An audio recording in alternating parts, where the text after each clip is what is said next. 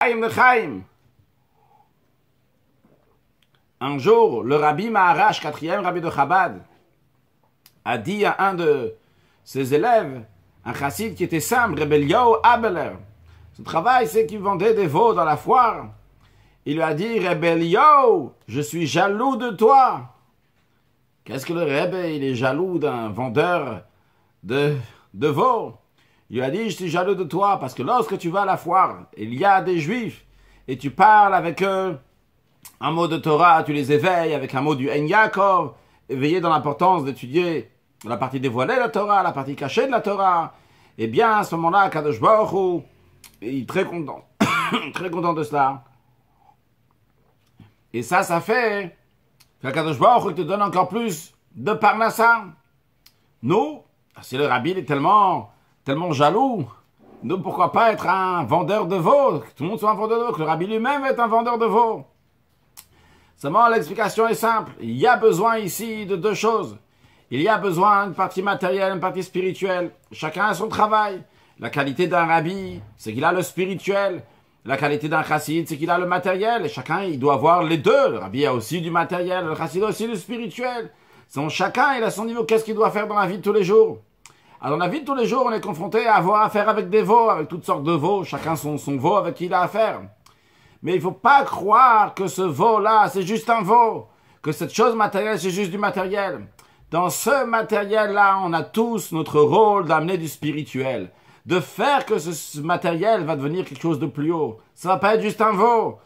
Le veau, il est là juste de passage. C'est pour amener du spirituel. Pas voir un autre juif. Tu marches dans la rue, tu vas faire des affaires, tu es à la fac, tu es au commerce, tu es dans le magasin, il y a un juif qui passe. Tu dis un mot de Torah, tu lui rappelles que Moshiach, il arrive très prochainement, que nous sommes la dernière génération de l'exil, la première génération de la délivrance, tu lui dis un mot sur la paracha de la semaine, une halakha, de manière agréable, de manière naturelle, que ça va passer à l'autre. Ça, c'est ce qui donne du nachat, de la satisfaction à Kadosh Baruch Hu.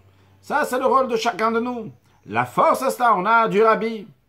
Dans la paracha de Shlach, on a des juifs, des meraglim, des explorateurs qui sont partis en Eretz Israël. Et eux, ils ont dit, Eretz Achelet Yoshvea, c'est une terre qui mange ses habitants. Quoi, tu vas aller vendre des veaux maintenant? Tu vas aller vendre des veaux, tu ne seras plus un bon juif, tu ne seras plus un juif spirituel, un juif de Torah, un juif de halakha. Tu vas être un juif qui vend des veaux, qui est devenu entièrement terrestre, Eretz Achelet Yoshvea, une terre qui mange ses habitants, qui dévore ses habitants, tu vas devenir entièrement matériel. Mais ils se sont trompés. Ils se sont trompés parce que c'est pas juste un veau, c'est pas juste une terre. Ici, il y a du spirituel qui est là. Et le but et l'essentiel de la création du monde, c'est avoir une dira betartonim. Lorsque tu prends le chaim, avant ça, tu fais chez hakol ni abidvaro. Lorsque tu prends un verre d'eau, tu dis chez hakol ni abidvaro, que tout a été fait par la parole de Dieu, extraordinaire, par cela, juste un verre d'eau, c'est simple comme tout. Mais dans ça, tu as proclamé que Dieu est le roi de tout l'univers, et Dieu il a créé ce monde, Dieu crée le monde à chaque instant. Extraordinaire, quelque chose de si simple que ça. Mais par cela, tu t'attaches à Dieu. Oui, avec un veau, tu t'attaches à Dieu. Et le rabbi Maharash, il est jaloux de ça. Le Maharash, il est dans le spirituel, et c'est le rabbi, c'est le Rosh Bnei Israël. Il est là pour diriger, pour comment chacun de nous il va faire, comment il va se comporter. Il est jaloux justement de celui qui a affaire avec ce tartan, avec celui qui est en bas. Mais d'un autre côté, celui qui est en bas, celui qui est dans le tartan, celui qui est dans ce monde matériel, ne doit pas oublier l'essentiel, qu'il faut être attaché aussi au spirituel. C'est pas juste un veau, il y a quelque chose de spirituel. Pour cela, il faut être attaché en haut pour que tu réalises que c'est pas juste un veau, c'est quelque chose de plus. On raconte une histoire connue avec Reb Meir de Premishlan. C'était un rabbi dans la ville de Premishlan. Là-bas, dans cette ville-là, il y avait un mikvé. Pour aller au mikvé, il fallait passer toute une montagne. En été, tout le monde pouvait monter la montagne et aller juste derrière au mikvé. Mais lorsque c'était l'hiver, vu que sur la montagne, ça pouvait glisser si on monte, alors il fallait faire tout le tour. Mais Reb Meir de Premishlan, lui, il allait directement. Il avançait. Il montait sur la montagne, même que il y avait du verglas, et il tombait jamais.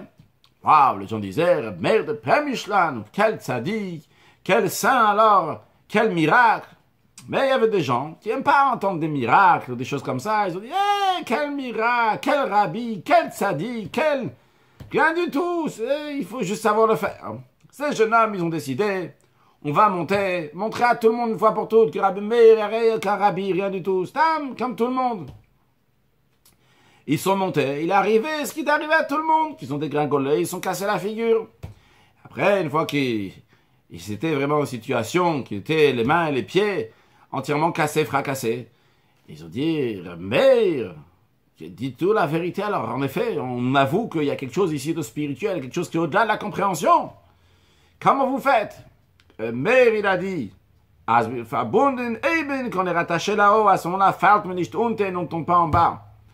C'est-à-dire que tu as affaire à un veau, tu as affaire à un bas.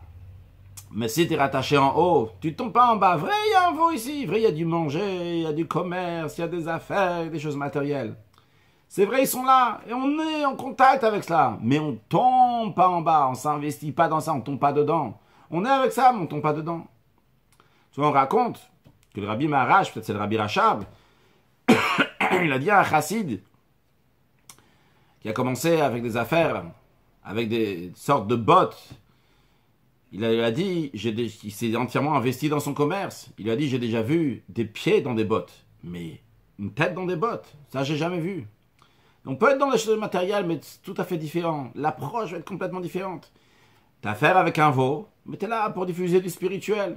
Il y a quelqu'un d'autre qui a affaire avec un veau, il est vraiment dans le veau, il est entièrement dans le veau, il a un spirituel. Raconte une fois, le Rabbi Baal Shem Tov, il a montré à ses élèves, il leur a montré comment quelqu'un qui était en train de manger, il leur a montré qu'il y a un bœuf avec un streimel. Ses élèves lui ont dit, c'est quoi ça? Il leur a dit, ça c'est un juif qui a mangé Shabbat, il a mangé la viande pendant ses Shabbats. Et Shabbat, il y a le plaisir aussi, mais il s'est tellement mis dans la viande que lui-même il est devenu comme un veau. Donc ça veut dire que quand quelqu'un il est entièrement dans le matériel, eh bien lui-même il devient cette chose-là, il devient cette chose matérielle. Alors il faut savoir être dans le matériel, mais tout en étant dans ce matériel, rester spirituel. Le Meraglim, les explorateurs ont pensé que c'était pas possible de faire ça. Si tu es dans le matériel, tu es entièrement matériel. Mais un chassid dit c'est, que si on est rattaché là-haut, on ne tombe pas en bas. Et ça, c'est notre force. Quand un chassid il sait qu'il y a un rabbi qui donne des directives, il nous dit comment aller dans le matériel, quand est-ce aller dans le matériel, et jusqu'à où aller dans le matériel, et comment on va faire avec ce matériel. Eh bien, à ce moment-là, la vision du matériel est tout à fait différente. Ça peut être exactement le même matériel qu'un voisin, qu'un non-juif, mais l'approche, elle est complètement différente. Et donc, le matériel n'est pas vu du tout de la même manière. Il est vu complètement de manière différente. C'est quelque chose de positif. Mais juste, il faut savoir comment s'en occuper.